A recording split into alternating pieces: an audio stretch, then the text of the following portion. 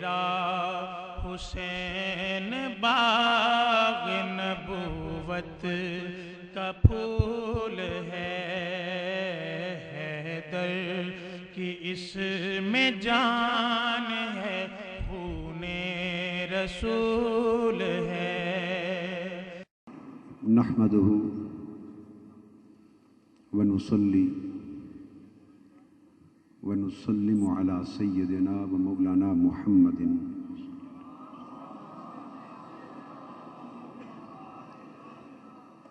رسوله النبي الأمين المكين الحنين الكريم الرؤوف الرحيم وعلى آله الطيبين الطاهرين وصحبه الكرام المتقين، أما بعد، فأعوذ بالله من الشيطان الرجيم، بسم الله الرحمن الرحيم۔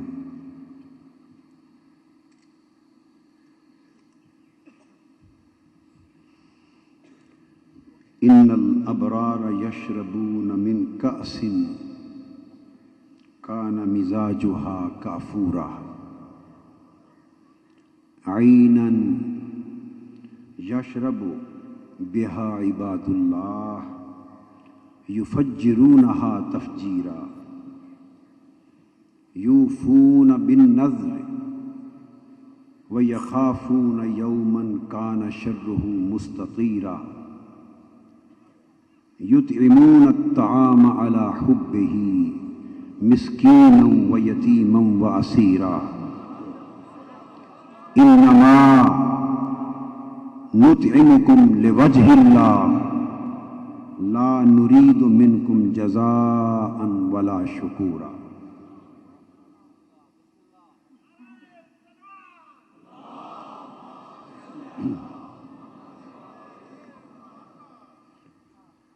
معزز اور محترم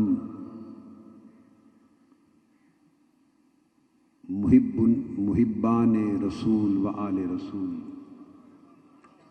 اور معزز و محترم عزاداران حسین،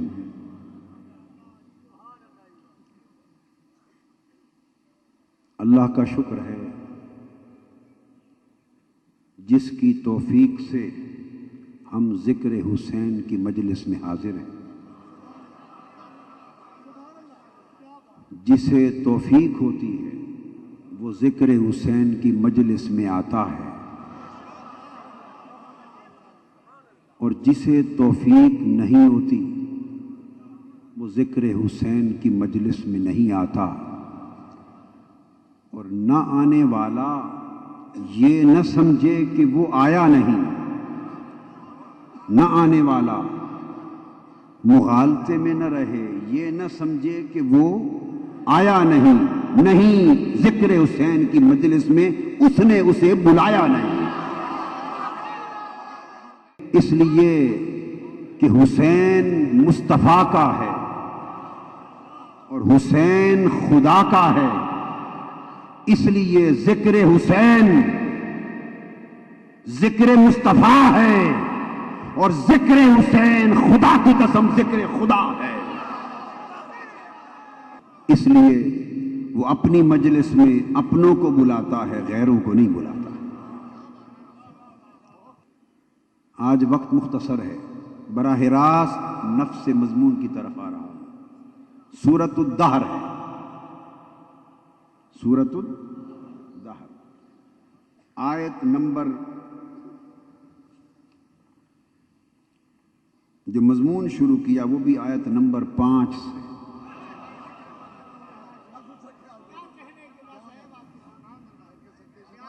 ان الابرار یشربون، یہ دیکھ لیں قرآن اٹھا کر، آیت نمبر 5 ہے۔ اس مضمون کا 5 سے بڑا تعلق ہے، اور آپ سنیں گے کہ بات ہی اس میں 5 کی ہے۔ فرمایا بے شک ابرار، نیکوں کا، ابرار برگزیدہ، مقرب، محبوب، ایسے جام پئیں گے جن میں کافور کی آمیزش ہوگی،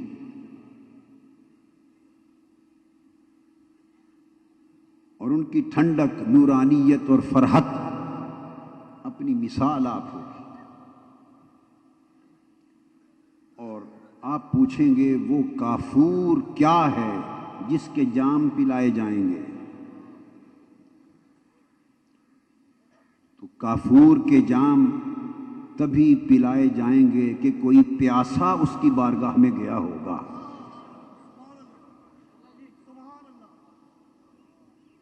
فرمایا وہ کافور کیا ہے؟ عینن یشرب بہا عباد اللہ، وہ ایک خاص چشمہ ہے جس سے اللہ کے خاص بندے پئیں گے، عام نہیں۔ عاموں کو، ہر ایک کو قریب نہیں آنے دیا جائے گا، خاص بندے پئیں گے۔ اور ان خاص بندوں کی قدرت، قوت، تصرف کا عالم یہ ہوگا یفجرونہا تفجیرا، صرف خود ہی نہیں پئیں گے، جن کو چاہیں گے پلائیں گے بھی۔ اور پلانے کے لیے کیا کریں گے؟ قرآن کہتا ہے یفجرونہا تفجیرا، وہ چشمہ تو اس نے تو ایک جگہ بنایا ہوگا، مگر ان کے دست تصرف کا اور دست کرامت کا عالم یہ ہوگا کہ جس سمت چاہیں گے انگلی کے اشارے سے چشموں کو چلاتے چلے جائیں، جدھر اشارہ کریں گے، نگاہ التفات کریں گے، چشمے اور نہریں ان کی نگاہ کو تک تک کے ادھر بہتی چلی جائیں گی۔ پھر پوچھا، آگے رب پاک نے سوچا اور فرمایا کہ میں نے ابرار کی بات تو کہہ دی، اب یہ بھی تو بتا دوں کہ وہ ابرار ہیں کون، یہ بھی تو بتا دوں کہ وہ ابرار ہیں کون۔ اب وہ راز میں بات کرتا ہے تاکہ رازداں جان جائیں، اور رموز سر دل بے دل جدان، جو دل والا نہیں اسے دل کا راز کیا معلوم ہوگا، جان جائیں۔ تو فرمایا وہ ابرار کون ہے؟ ابرار وہ ہیں جو اپنی منتوں کو پورا کرتے ہیں، یوفون بالنذر، جو منت مانتے ہیں تو گھر کھانے کا کچھ نہ بھی ہو پھر بھی پورا کرتے ہیں، وَيَخَافُونَ يَوْمًا كَانَ شَرُّهُ مُسْتَطِيرًا، اور جس دن مصیبت ہر سو پھیل جائے گی اس قیامت کے دن سے ڈرتے ہیں۔ یہ خشیت اور خوف الہی ہے۔ اور پھر نظر پوری کرتے ہیں، اور اس نظر میں ہوتا کیا ہے؟ وَيُطْعِمُونَ الطَّعَامَ عَلَى حُبِّهِ مِسْكِينًا وَيَتِيمًا وَأَسِيرًا، اور جب کھانے کا وقت آتا ہے تو اپنا کھانا کبھی مسکین کو دے دیتے ہیں، کبھی یتیم کو دے دیتے ہیں، کبھی اسیر کو دے دیتے ہیں۔ اور وہ مسکین، یتیم، اسیر کھانا لے کر جب کوئی شکریہ ادا کرنا چاہتے ہیں تو ان سے کہتے ہیں انما نطعمکم لوجہ اللہ، ہم نے تمہیں صرف اللہ کی رضا کے لیے کھلایا ہے، صرف اس کے مکھڑے کے لیے کھلایا ہے۔ لا نرید منکم جزاء ولا شکورا، نہ تم سے کوئی جزا چاہیے نہ شکر مندی چاہیے۔ لوگوں سے جزا نہیں لیتے، لوگوں سے جزا نہیں لیتے، کیوں کہ ان کے بابا نے فرمایا اور اللہ نے حکم دیا قل لا اسألکم علیہ اجرا، فرما دیں یہ جو تمہارے لیے میں نے اتنی محنت کی، غار ہرا میں سجدہ ریز ہو کر آنسو بہائے، وطن تلواروں کے سائے میں چھوڑے، بدر کے میدان میں مصائب اٹھائے، احد کے میدان میں رخسار زخمی کرائے، اور شکم پر پہ پتھر باندھ کر خندقیں کھودی، اور تکلیف، مصائب اور آلام کے مصائب جھیلے، اور تمہیں دوزخ سے بچاتا رہا، جنت کی طرف بلاتا رہا، تمہیں گمراہی کے اندھیروں سے نکال کر حق کو ہدایت کے نور کی طرف لے جاتا رہا، اور تمہیں انسانیت بتائی، تمہیں آدمیت بتائی، یہ سب کچھ کیا، مگر سنو اس پر تم سے اجر نہیں چاہتا، تم سے اجر وہ بھی کہتے ہیں ابرار تم سے اجر نہیں چاہتے، بولی ایک ہی ہے۔ جو بات مصطفیٰ کہتا ہے ابرار بھی یہی کہتے ہیں، تم سے اجر نہیں لیتے۔ تو پھر الا المودۃ فی القربى، میں اجر نہیں لیتا، میں تو تمہارے اجر کی فکر کرتا ہوں۔ ان اجریہ الا، میں نے تم سے کیا اجر لینا ہے اور تم مجھے کیا اجر دو گے؟ میرا اجر تو میرے مولا کے پاس ہے، میرا اجر مولا دے گا، مجھے تم سے اپنے اجر کی فکر نہیں، تمہارے اجر کی فکر ہے۔ اور آقا ہمارے اجر کی فکر ہے تو ہمیں اجر کیسے ملے؟ فرمایا الا المودۃ فی القربى، میری قرابت سے محبت کرو اجر مل جائیں گے۔ میری قرابت سے، میری اہل بیت سے، میری ذریت سے، میری اطرت سے محبت کرو، اجروں کا ڈھیر لگ جائے گا۔ یہی بات یہ ابرار کرتے ہیں، لا نرید منکم جزاء ولا شکور۔ اس پر حضرت عبداللہ ابن عباس نے روایت کیا اور مجاہد نے بطریق ابن عباس اس کو بیان کیا۔ ابن اسیر جزری نے تحقیق سے لکھا، امام واحدی نے اسباب النزول میں لکھا، امام فخر الدین رازی نے تفسیر کبیر میں لکھا، امام سیوطی نے الدر المنصور میں لکھا، اور کشاف والے زمخشری معتزلی نے بھی، کشاف نے زمخشری نے الکشاف میں لکھا، اور عبداللہ ابن عباس کے طریق سے فرمایا کہ یہ پوری سورۃ الدہر اور بطور خاص یہ آیتیں 5 افراد کے حق میں نازل ہوئی، 5 لوگوں کے حق میں نازل ہوئی۔ وہ 5 کون ہیں؟ اس کا شان نزول بیان کرتے ہیں کہ حسنین کریمین بیمار پڑ گئے، بخار ہو گیا، اور بخار طویل ہو گیا، اور حسنین کریمین علالت کے باعث کمزور ہو گئے، چہرے مرجھانے لگے۔ سیدہ کائنات صلوات اللہ علیہ حسنین کو اٹھا کر تاجدار کائنات کی بارگاہ میں پہنچی، عرض کیا بابا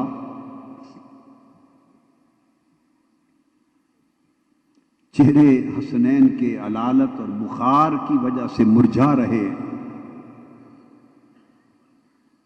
آپ دعا فرما دیجئے، کرم کر دیجئے۔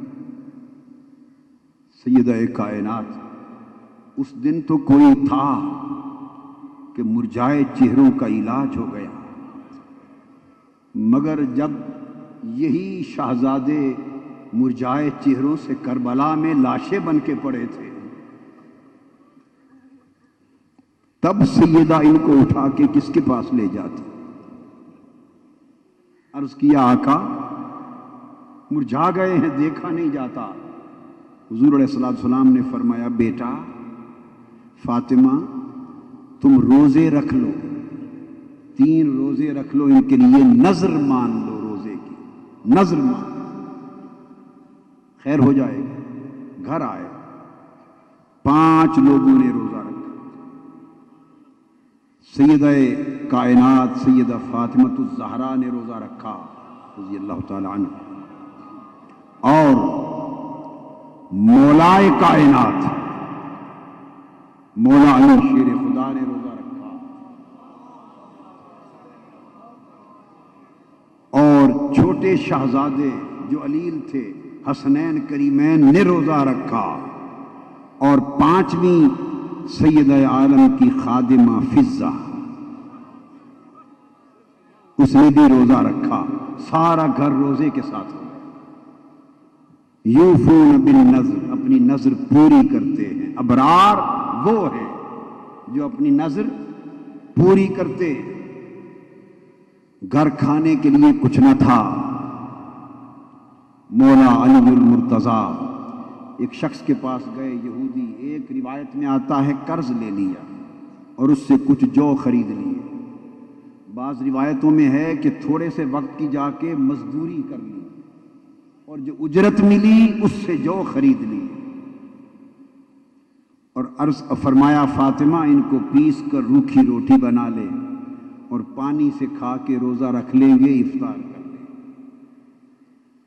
جو کی روکھی روٹی سے روزہ افطار کرنے کا وقت آیا، روکھی روٹی پکا کے بیٹھے ہیں، ساتھ پانی ہے، عین وقت افطار آیا، لقمے ہاتھ میں ہیں کہ افطار کے لیے منہ میں ڈالیں، دروازے پر آواز آئی یا اہل البیت، اے اہل بیت میں مسکین ہوں، محتاج ہوں اور بھوکا ہوں، کچھ دے دے۔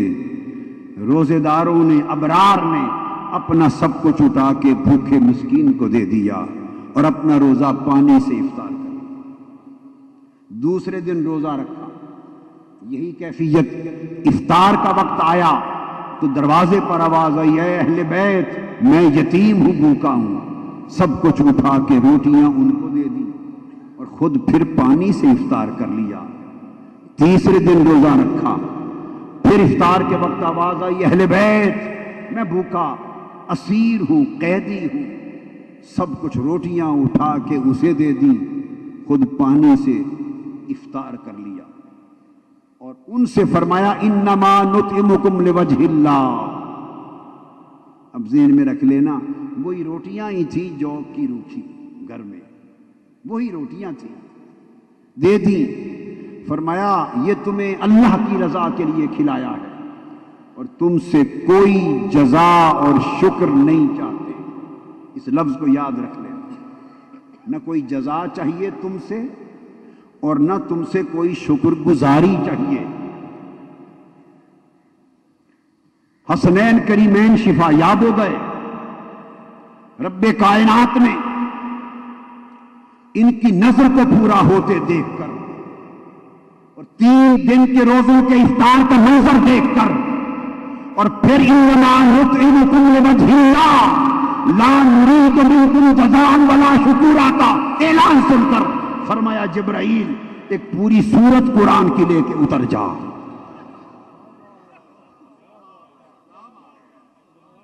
اور جا کے بتا دے ارے بھوک اور پیاس سے افطار کر لینے والوں، تمہیں رب کائنات نے ابرار کے لقب سے یاد کیا ہے۔ آپ نے تو یہ کہہ دیا کہ لوگوں سے نہ جزا چاہیے نہ شکر، مگر رب کائنات جواب دیتا ہے، فرماتے ہیں اے علی، اے فاطمہ، اے حسن حسین اور اے فاطمۃ الزہرا کی باندی فضا، تم نے تو لوگوں سے اجر و شکر مانگنے سے انکار کر دیا، اب رب کائنات جواب دیتا ہے فوقاہم اللہ شر ذالک اليوم، اب اللہ اجر دے رہا ہے۔ اللہ نے آپ کو قیامت کے دن کی پریشانی سے بچا دیا، حفاظت دے دی، حفاظت آخرت کی ضمانت دے دی۔ وَلَقَّاهُمْ نَضْرَةً وَسُرُورًا، اور ان چہروں پر دائمی شکوفتگی دے دی اور دلوں کو دائمی سرور دے دیا، جنت دے دی۔ اور اگلی الفاظ آیت کریمہ کے توجہ طلب ہے، فرمایا وَجَزَاهُمْ، انہوں نے فرمایا تھا کہ لوگوں سے جزا، ارے لوگوں تم اہل بیت کو جزا دے ہی کیا سکتے ہو، کیا جزا دو گے؟ ارے جزا پانے والے تو ان کے قدموں کی دور کے صدقے سے جزائیں پاتے ہیں، ارے جزا تو ان کی عطا سے جنم لیتی ہے، ارے جزا تو ان کی عطا کا نام ہے، جزا تو ان کی رضا کا نام ہے۔ وہ جس سے راضی ہو وہ جزا پائے، وہ جس کی چولی بھرتے وہ جزا پائے، وہ جس کے سر پہ جوڑا رکھ دے وہ جزا پائے۔ تم کیا جزا دو گے؟ جزائیں تو وہ خود بانٹنے والے ہیں، جزا رب دے گا۔ اور رب نے کہا اب سن لیں عمل کیا کیا تھا. روکھی روٹیاں دی تھی 3 دن, ذرا ذہن میں رکھ لینا. عمل کیا کیا تھا؟ 3 دن جو کی روکھی روٹی دی تھی, سالن بھی نہ تھا, جو کی روکھی 3 دن کی روٹیاں, یہ عمل تھا. ہائے, اوپر سے 3 دن کی روٹیاں دینے کی جزا کیا آ رہی ہے. فرمایا وَجَزَاهُمْ بِمَا صَبَرُوا جَنَّةً وَحَرِيرًا. اے علی و فاطمہ, اے حسن و حسین, جو صبر آپ نے 3 دن کیا اور خود روٹیاں دے کر پانی سے افطار کیا, اس عمل کے نتیجے میں رب تمہارے صبر پر جزا دے چکا.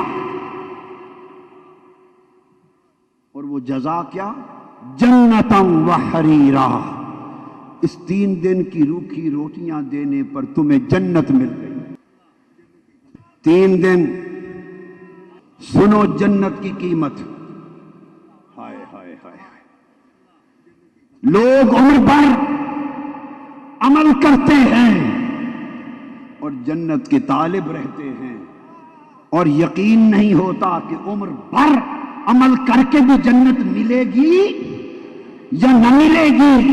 ایک وہ ہیں جن کے عمر بھر کا عمل جنت کی ضمانت نہیں دیتا, اور ایک وہ ہیں جن کی 3 روٹیوں سے جنت نصیب ہوتی ہے.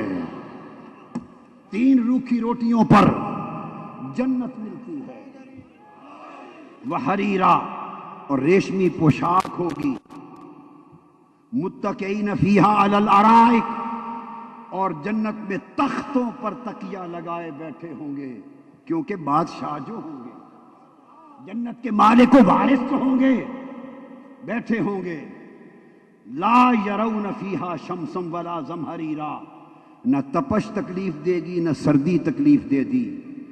عزاداروں اور محبوں, سوچنے کی بات ہے کہ علی و فاطمہ اور حسن اور حسین, ان کی 3 دن کی روکھی روٹیوں کی قربانی, اس کی جزا میں تو جنت مل رہی ہے. اور 10 دن کربلا کی قربانی, روٹیاں دی تو جنت ملی, علی اصغر علی اکبر دیا تو کیا ملا ہوگا. روکھی رو کی روٹیوں پر جنت ملی, علی اصغر و علی اکبر دینے پر کیا ملا ہوگا.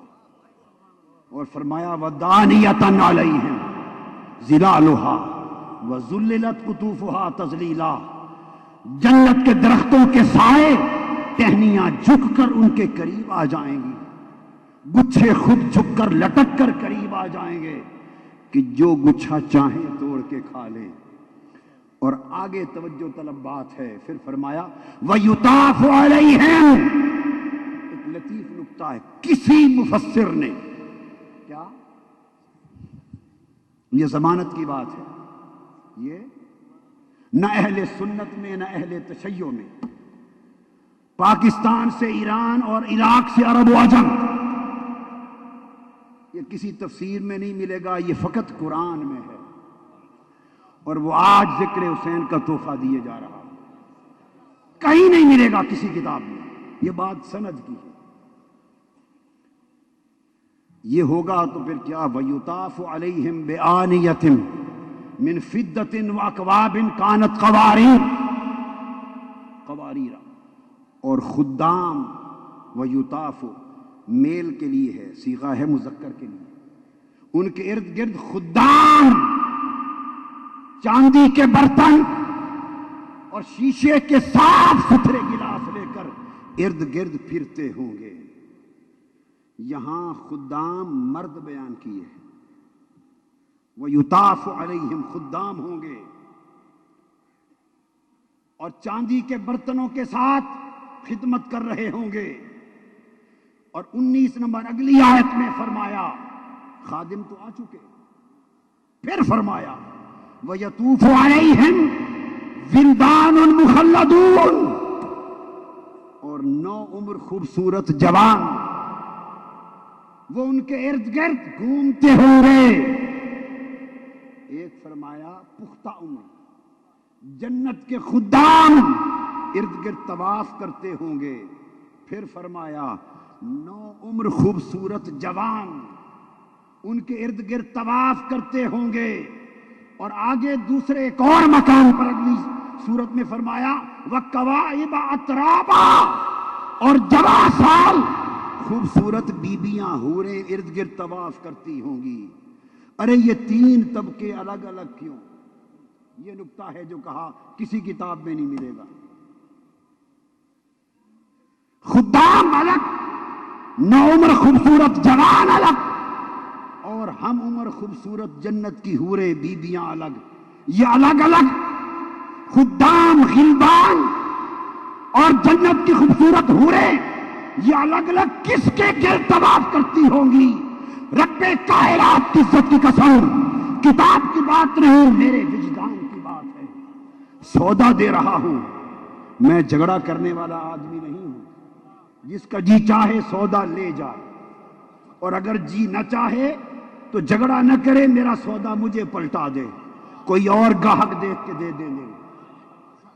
میرا وجدان کہتا ہے کہ جب فرمایا وَيُطَافُ عَلَيْهِمْ کہ مرد خدام طواف کے لیے آئیں گے، یہ اشارہ علی مرتضیٰ کی طرف ہے کہ علی تیرے گرد جنت کے پختہ عمر خدام طواف کر رہے ہوں گے.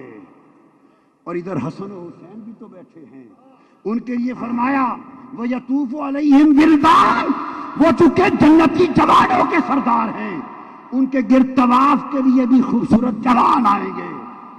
ادھر سیدہ کائنات فاطمۃ الزہرا بھی تو ہوگی. فرمایا جہاں فاطمہ ہوگی وہاں جنت کی خوبصورت حوریں بیویاں طواف کے لیے آئیں گی. علی کے گرد الگ طواف ہو رہا ہوگا، فاطمہ کے گرد الگ طواف ہو رہا ہوگا، حسن و حسین کے گرد الگ طواف ہو رہا ہوگا. اب یہاں آ کر رکوع ختم ہوتا ہے. فرمایا ان ھذا کان لکم جزاء، اہل بیت یہ تو جو تم نے 3 روکھی روٹیاں دی، 3 دن کی قربانی دی، یہ جنت اور سارے درجے جو کچھ بیان کیا، یہ ساری سورت قرآن کی اس کی جزا. یہ جنت کے سارے منظر اور طواف اس کی جزا دے چکے. اب سوال پیدا ہوتا ہے بھائی جنت، یہ بات سمجھے، اور جنت میں جو کچھ ہوگا، جنت اور جنت میں جو کچھ ہوگا وہ تو اہل بیت کو 3 دن کی قربانی کا عوض مل چکی. 3 دن کی قربانی کے عوض مل چکی.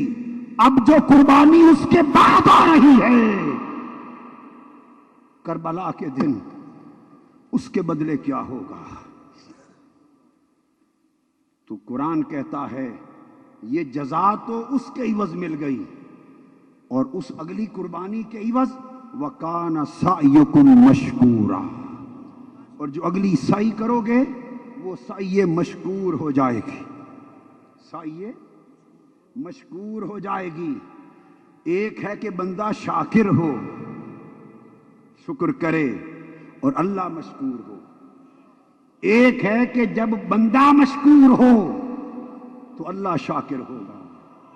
جب بندہ ذاکر ہوتا ہے تو رب مذکور ہوتا ہے، اور جب ذاکر اللہ ہوتا ہے تو تب بندہ مذکور ہوتا ہے.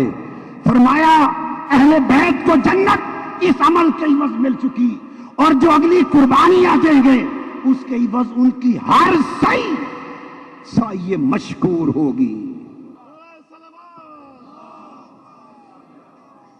اور کربلا سے پہلے حسین شاکر تھا، اور کربلا کے بعد حسین مشکور ہو گیا. وہ جو علی اصغر دیا، علی اکبر دیا، وہ تو سعی عظیم ہوئی جس نے اسے مذکور و مشکور بنا دیا.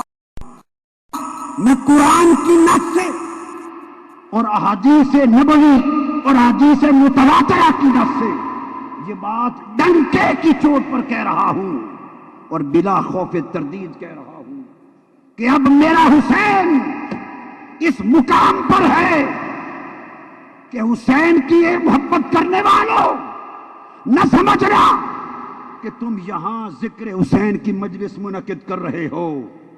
نہیں، خدا کی عزت کی قسم، ذکر حسین کی مجلس صرف زمین پر نہیں، یہاں تم سامع ہو، ہم ذاکر ہیں. ایک مجلس ذکر حسین کی عشق پہ ہو رہی ہے، وہاں فرشتے سامع ہیں، خدا ذاکر ہے.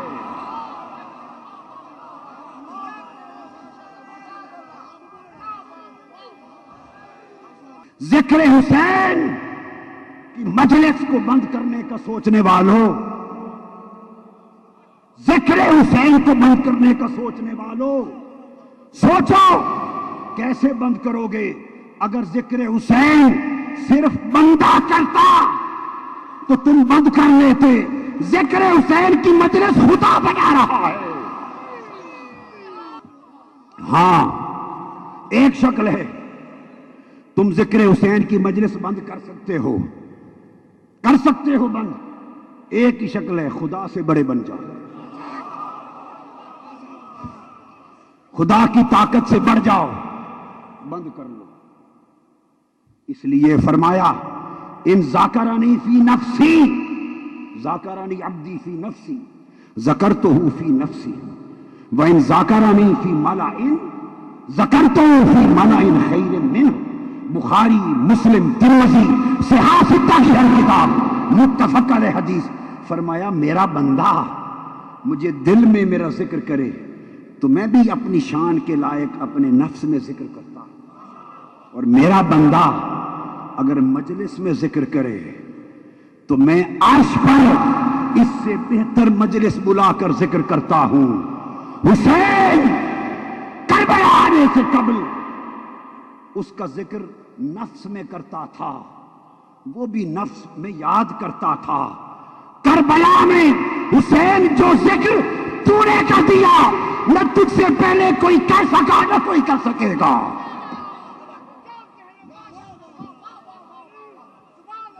حسین نے جان دے کر اس کا ذکر کربلا کی مجلس میں کیا. خدا نے اس کا صلہ دے کر حسین کا ذکر قیامت تک عرش کی مجلس میں منعقد کر دیا. اب ادھر زمین پر حسین حسین ہو رہی ہے، ادھر عرش پر حسین حسین ہو رہی ہے. ذکر حسین زمین پر بھی ہے، آسمان پر بھی، اور ذکر حسین فرش پر بھی ہے اور عرش پر بھی، اور ذکر حسین لسان بندہ پر بھی ہے، لسان خدا پر بھی. اس لیے اختتام کی طرف آ رہا ہوں، اور آنکھیں بھی بھگو لیں ذکر حسین سے. آقا دو جہاں کہ ایک گود میں بائیں جانب صاحبزادے حضرت ابراہیم بیٹھے، دائیں جانب حضرت حسین بیٹھے. خطیب بغدادی تاریخ بغداد میں لکھتے ہیں جبرائیل امین آئے اور آ کے عرض کیا یا رسول اللہ ان اللہ یقرأ علیک السلام، اللہ آپ پر سلام بھیجتا ہے. اور اللہ نے فرمایا ہے آپ کا بیٹا ابراہیم اور یہ بیٹا شہزادہ حسین دونوں اکٹھے جوان ہو کر نہیں رہ سکتے، آپ کے پاس ایک دے دیں ایک لے، ایک دے دیں اور ایک رکھ لیں. حدیث پاک کے لفظ ہیں تاریخ بغداد. میرے آقا نے ایک نظر حسین کی طرف دیکھی اور روح پڑے، آنسو گر پڑے. ایک نظر ابراہیم کی طرف دیکھی، آنسو گر پڑے. بار بار تکتے رہے، روتے رہے. بالآخر جبرائیل امین سے مخاطب ہوئے. فرمایا جبرائیل اگر میں ابراہیم دیتا ہوں، اگر میں اللہ کو اور تمہیں ابراہیم دیتا ہوں تو سوائے میرے اور اس پر رونے والا آج کوئی نہیں، میں تنہا رہوں گا. اور اگر میں حسین دیتا ہوں تو میں تو روؤں گا ہی مگر ساتھ فاطمہ بھی روئے گی. میں اپنا رونا تو گوارا کر سکتا ہوں مگر فاطمہ کا رونا مجھ سے گوارا نہیں ہوتا. یا رسول اللہ اس دن تو فاطمہ کا رونا گوارا نہ تھا، مگر کربلا کے دن فاطمہ کا حال کیا ہوگا؟ آپ نے فرمایا میں حسین کا فدیہ ابراہیم سے کرتا ہوں، ابراہیم لے جا، حسین مجھے دے جا۔ حدیث میں ہے کہ اس واقعے کے 3 دن بعد حضور کے صاحبزادے حضرت ابراہیم وصال فرما گئے۔ وہ فاطمہ جس کا رونا تاجدار کائنات کو گوارا نہ تھا، وہ جس کی صحیح سائے مشکور تھی، یہ وہ فاطمہ ہے کہ آقا نے فرمایا قیامت کا دن ہوگا، حدیث کی کتب بھری پڑی، قیامت کے دن اہل محشر کھڑے ہوں گے، عرش سے ایک ندا آئے گی، یا اہل محشر نکسوا رؤوسکم وغضوا ابصارکم حتی تمر فاطمہ بنت محمد، آدم سے لے کر عیسیٰ و محمد اور قیامت تک اہل محشر کو خطاب ہوگا، محشر والو اپنے سر نیچے جھکا لو، اپنے سر نیچے جھکا لو اور اپنی آنکھیں نیچے بند کر لو، کیونکہ فاطمہ بنت مصطفیٰ میدان حشر میں آ رہی ہے۔ میدان حشر میں سب سر جھک جائیں گے، سب نگاہیں جھک جائیں گی، اور حدیث میں ہے 70,000 موتیوں کی طرح چمکتی ہوئی حوروں کے جھرمٹ میں فاطمہ بنت مصطفیٰ جائے گی تاکہ کوئی دیکھ نہ سکے۔ اے خدا، وہ فاطمہ جو قیامت کے دن جسے کوئی دیکھ نہ سکے گا، قیامت کے دن آپ کو تو 70,000 حوروں کے جھرمٹ میں گزارا جا رہا ہے، اور اہل محشر نگاہیں نیچے کر کے کھڑی ہیں۔ اے بطول زہرا، تیری بیٹی سیدہ زینب اور گلشن مصطفیٰ کی شہزادیاں کس حال میں کربلا سے دمشق جا رہی ہیں، وہ 70,000 حوریں آج کہاں ہیں؟ حسین،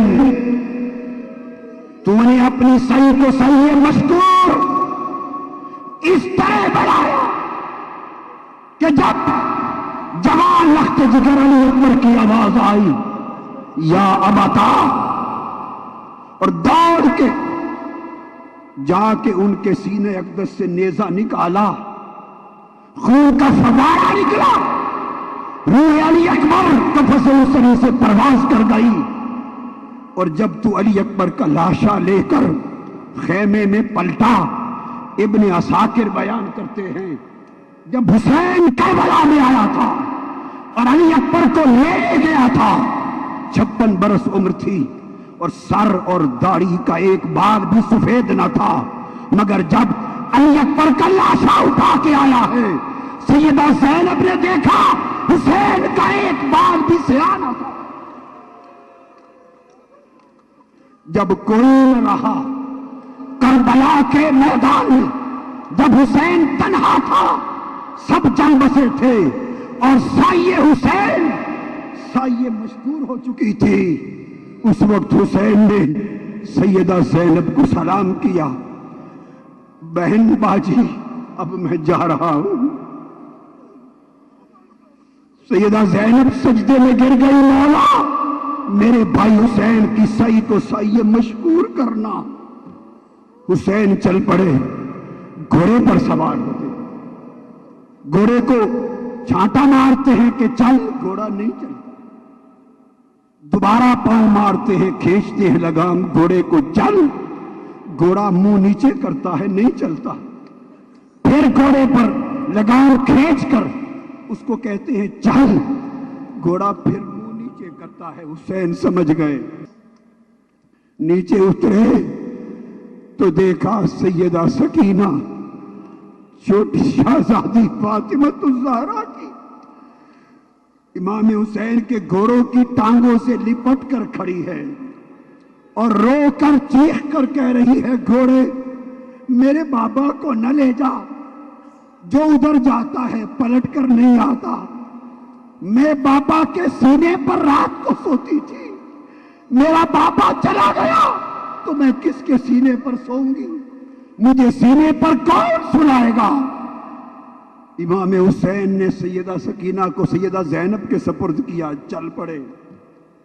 شہادت کا وقت، روح قفس انصری سے پرواز کر گئی، سایہ حسین، سایہ مشکور ہوئی، آواز آئی، یا ایتھا النفس المطمئنہ ارجعی الی ربک راضیۃ مرضیہ۔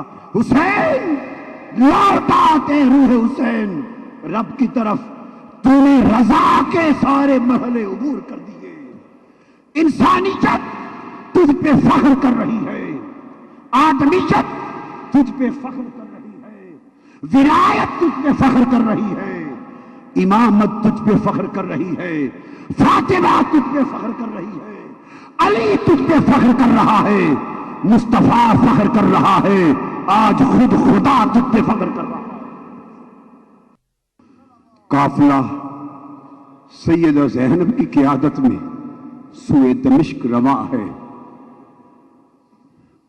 گرد و غبار میں اٹے ہوئے کپڑے، دنیا اور آخرت کی شہزادیاں، جنت کی مالک مختار باد شہزادیاں، کٹے ہوئے سر، نیزوں کی نوک پر قافلہ جا رہا ہے۔ رات آ گئی، بدبخت ملعون یزیدیوں نے کہا رات پڑاؤ کریں، گرجا قریب۔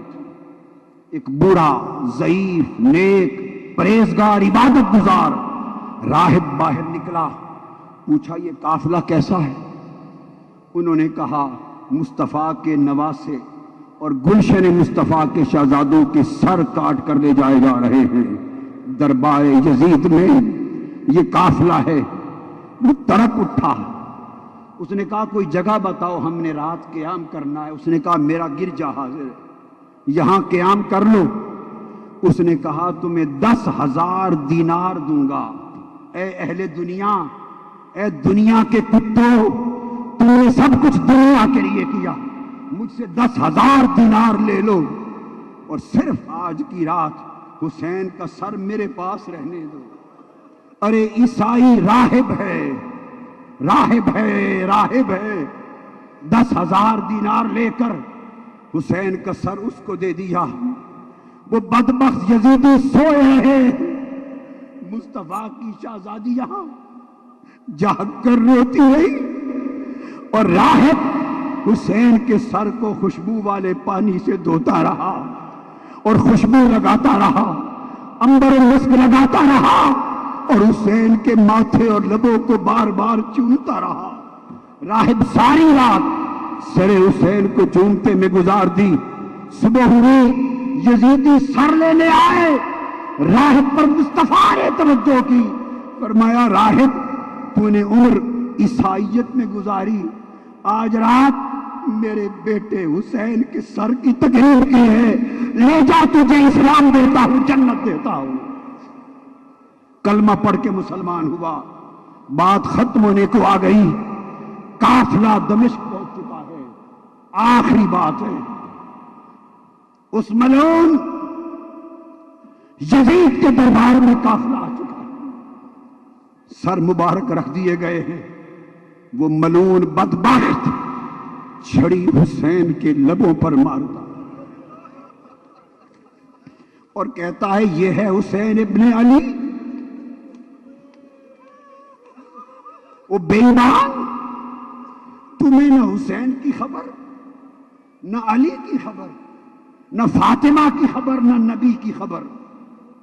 یہ حسین اس فاطمہ کا لخت جگر ہے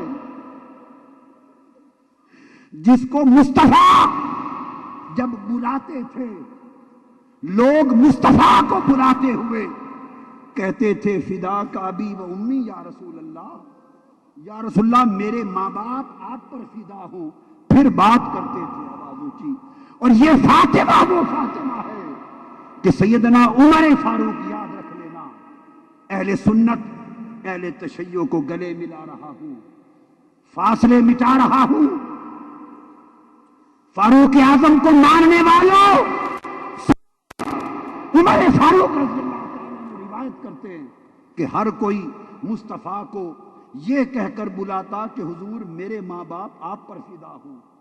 حضرت عمر فاروق روایت کرتے ہیں والذی نفسی بیدہ، اس رب کی قسم جس کے قبضہ قدرت میں میری جان ہے، فرماتے ہیں لوگوں میں نے کانوں سے سنا مصطفیٰ حضرت فاطمہ کو بلا رہے تھے اور بلانے سے پہلے فرما رہے تھے فدا کے ابی و امی یا فاطمہ، فاطمہ میرے ماں باپ تجھ پر فدا ہوں، ارے فاطمہ میرے ماں باپ تجھ پر فدا ہوں، فاطمہ ہم سب کے ماں باپ تجھ پر فدا، فاطمہ سارا جہان تجھ پر فدا، اور فاطمہ دنیا اور آخرت سب تجھ پر فدا۔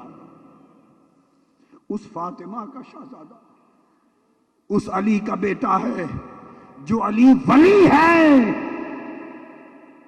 یوم غدیر خم کے اعلان کے بعد قیامت تک کے لیے ولی ہے،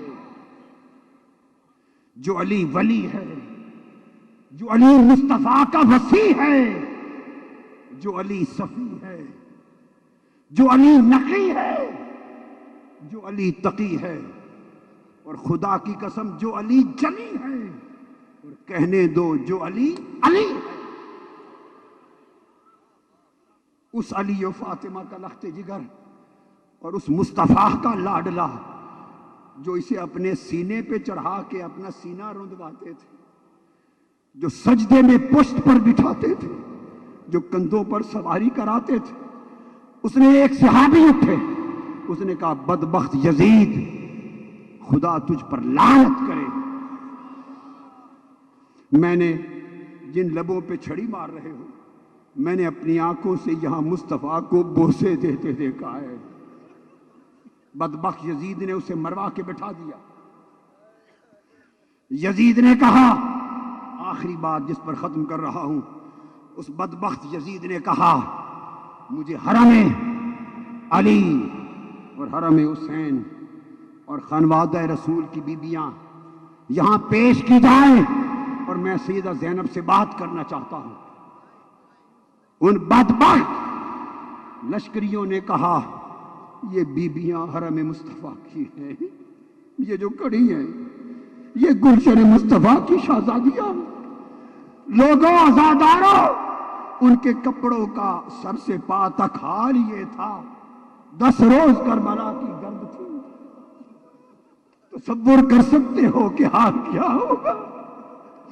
ان کی حالت دیکھ کر بدبخت یزید کہتا ہے یہ کوئی کنیزیں لے آئے ہو، یہ کنیزیں لائے ہو، ان کو ہٹا دو، مجھے علی اور فاطمہ کی بیٹیاں دکھاؤ، میں سیدہ زینب سے بات کرنا چاہتا ہوں۔ اس وقت ایک ضعیف بوڑھی خاتون کھڑی ہوئی، ہاتھ میں سوٹی ہے، کمر جھک چکی ہے، وہ کھڑی ہو کے کہنے لگی بدبخت یزید یہی سیدہ فاطمہ ہے، یہی بنت فاطمہ بنت مصطفیٰ ہے، مگر تو اس سے کلام نہیں کر سکتا۔ اس بدبخت نے پوچھا بوڑھی عورت تو کون ہے؟ اس نے کہا مجھے فضہ کہتے ہیں، میں فاطمہ کی نوکرانی تھی، میں نے اس حسین اور زینب کو گود میں کھلایا ہے۔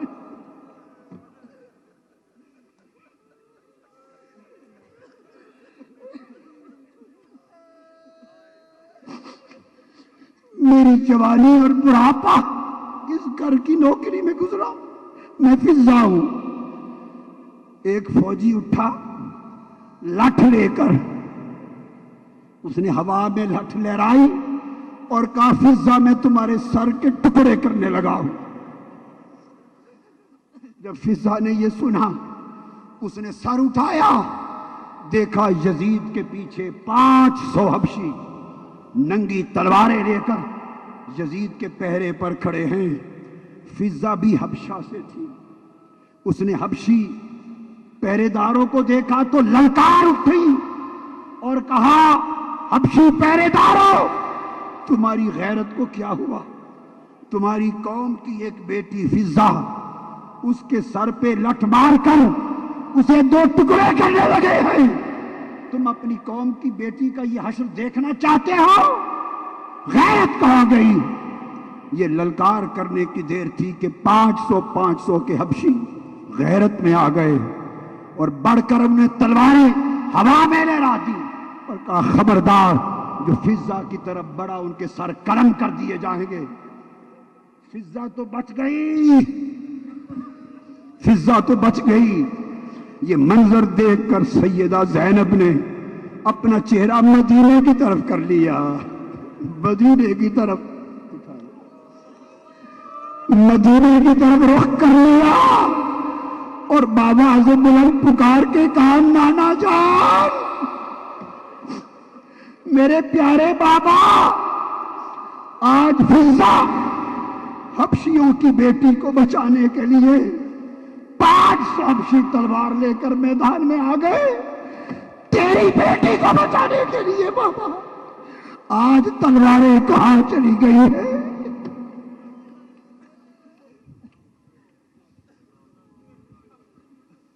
میرا حسین باغ نبوت کا پھول ہے، حیدر کی اس میں جان ہے، خون رسول ہے، حیدر کی اس میں جان ہے، خون رسول ہے، حیدر کی اس میں جان ہے، خون رسول